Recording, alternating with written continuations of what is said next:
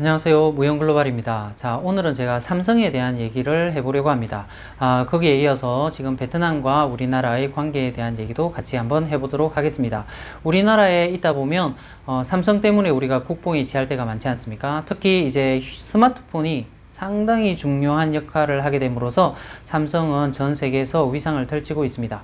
그런데 제가 한국에 있을 때보다 베트남에 오고 나서 조금 더 큰 삼성의 위상을 느끼게 됩니다.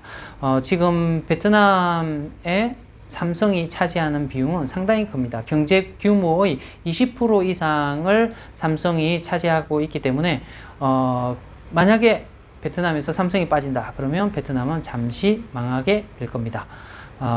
영원히 망하지는 않겠지만요. 그만큼 중요한 위치를 차지하고 있는데 거기에 대해서 한번 말씀드려 보도록 하겠습니다. 첫 번째, 삼성의 이재용 부회장은 왜 베트남을 방문했나? 네, 제가 경제 전문가도 아니기 때문에 이걸 분석할 수 있는 능력은 없습니다. 그래서 제가 기사를 한번 읽어봤습니다. 기사를 읽어보니까 이런 내용이 나오더라고요. 지금 삼성 반도체 투자에 관한 부분들을 얘기하려고 왔다라고 얘기를 하고 있고요. 그 다음에 삼성 R&D 연구소의 준공식이 올 초에 있었는데 그때 오려고 했는데 그때 못 와서 지금 왔다 이런 얘기가 있더라고요. 지금 삼성의 입장은 베트남에 엄청난 투자를 해놨기 때문에 큰 시장이죠, 그죠? 그 다음에 베트남의 입장에서는 삼성이 큰 비중을 차지하고 있고 또 더 많은 이런 투자를 받아내기 위해서 노력을 하고 있는 상황이라고 보시면 됩니다. 또 다른 말들이 있는데 거기에 3,000명 정도의 엔지니어와 전문가들이 들었는데 그 부분도 지금 코로나의 그거와 상관없이 조금 이렇게 쉽게 입국할 수 있는 데 대한 감사 이런 얘기도 나오고 하더라고요. 그 다음에 반도체 개발에 대한 부분들, 이런 시스템 반도체에 대한 개발에 대한 부분들도 많이 얘기를 하고 있고, 또 이제 이런 투자를 좀 더 함으로써 베트남에서 삼성에게 엄청난 혜택을 줬다고 합니다. 이 나라는 땅을 사면은요, 사는 게 아니라 국가의 50년 임대 형식으로 땅을 산다고 보시면 됩니다. 그런데 이 R&D 연구소의 R&D 연구소의 부지를 그냥 50년 무상 임대를 줬다고 하고요. 관세 부분도 감면 혜택과 면제 혜택을 엄청 줬다고 하고, 그 다음에 우리 기술자들이 여기 오고 또는 우리의 그런 직원들이, 삼성 직원들이 여기서 오게 되면 소득세가 있지 않습니까? 그런 소득세 감면도 어느 일정 기간 동안 줬다고 하는 그런 내용들이 나오고 있습니다. 자, 이것처럼 지금 삼성과 베트남의 관계는 사실은 서로 간에 중요한 역할을 하고 있습니다. 그런데 우리가 얼마 전까지 이렇게 보게 되면은 유튜브에서 특히 삼성 베트남에서 떠난다, 이제 인도네시아로 옮긴다, 인도로 옮긴다 이런 얘기들 많이 나왔지 않습니까? 저는 그 내용의 기사들을 들을 때 사실 좀 의아해했습니다. 기업이 어떤 나라에 투자를 하는 거는 장기간을 두고 하는데 우리나라의 감정하고 베트남의 감정이 조금 안 좋았다고 해서 그런 장기간의 투자를 빼서 다른 나라로 옮긴다? 이게 쉬운 일일까요? 이게 말도 안 되는 뉴스들이 많이 나왔는데 그런 부분들이 한두 번 나오고 만 게 아니라 지속적으로 계속 나왔었습니다. 그리고 그거를 이제 여기 총리와 또 엮어가지고 총리 폭풍 오열 이런 뉴스 많이 보셨죠, 인터넷에서. 그 다음에 손절각, 또 그 다음에 특히 이제 그 박항서 감독과의 안 좋은 관계 이런 거 뉴스 엄청 많이 나왔었습니다. 일부는 사실이 있겠지만은 사실은 우리 이제 안 좋은 그런 관계들 때문에 좀 더 부풀려서 조회수를 내기 위해서 그렇게 했을 겁니다, 아마. 네. 저도 이해는 합니다. 그 유튜브에 있어서는 조회수는 중요하기 때문에. 그런데 그런 뉴스들을 너무 오랫동안 끌고 왔다는 거죠.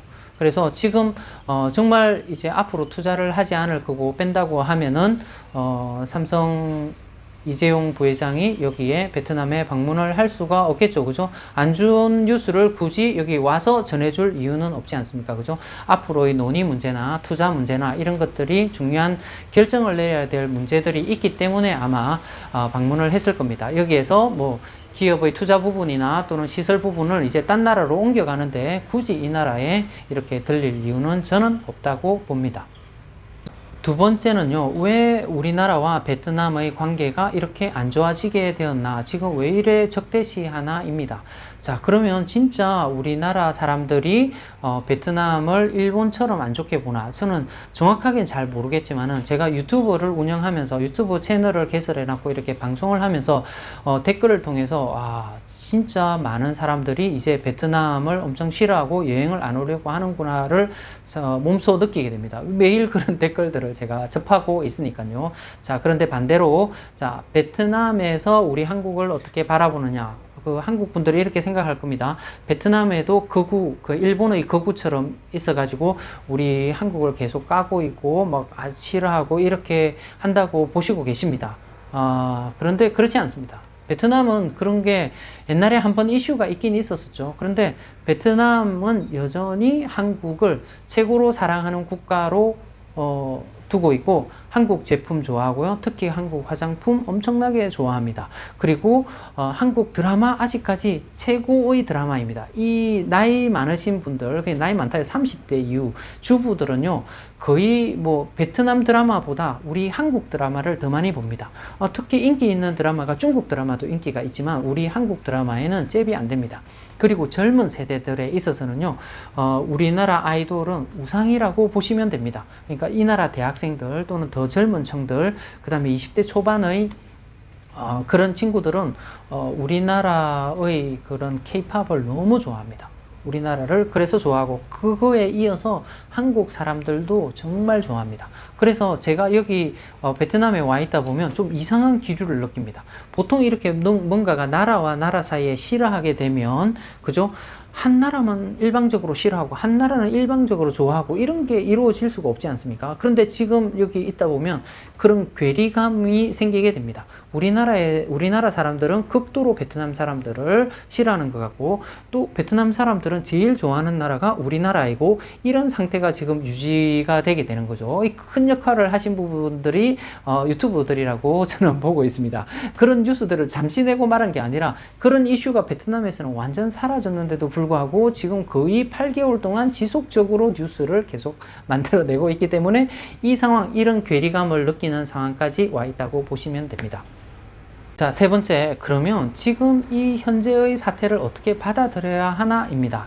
제가 한국을 정말 좋아합니다. 사실 한국에 있을 때보다 베트남에 오고 나서 한국을 더 좋아하게 됐습니다. 한국에 있을 때는 저도 약간 우리나라 마음에 안 들었습니다. 그런데 외국에 나오게 되면 애국자가 되게 됩니다. 외국에 계신 분들 다 그렇게 느끼실 겁니다.